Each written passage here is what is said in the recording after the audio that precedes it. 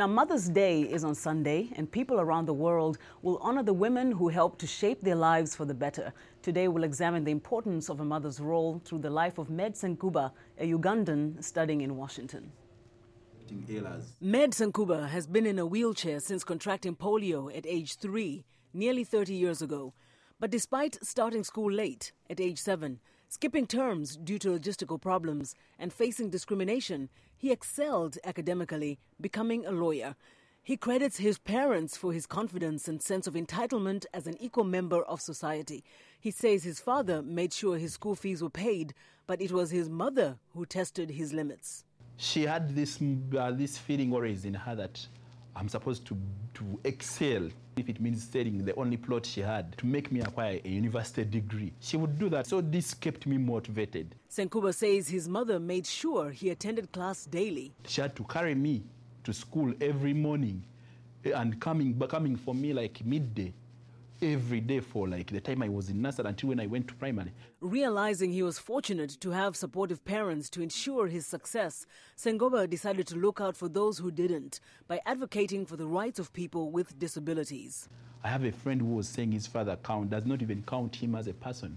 He says he has 5 kids and a semi-dead one.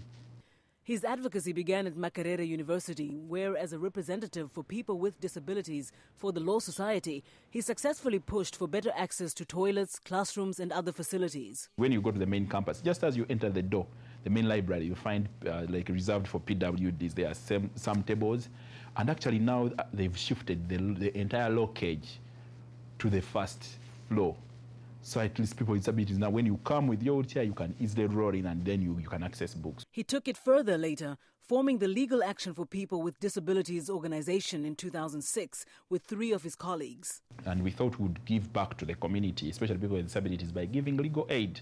Med Senkuba's efforts won him recognition by U.S. President Barack Obama last year as one of Africa's future leaders. He came to Washington, where he's advancing his education. Right now, I'm on a Ford Foundation Fellowship. I'm part of the international fellowship programs. We went through a full year of training.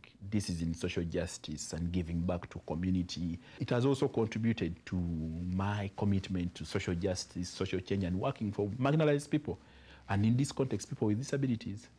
Since coming to Washington, Senkuba says he's found freedoms unlike what he's ever enjoyed before.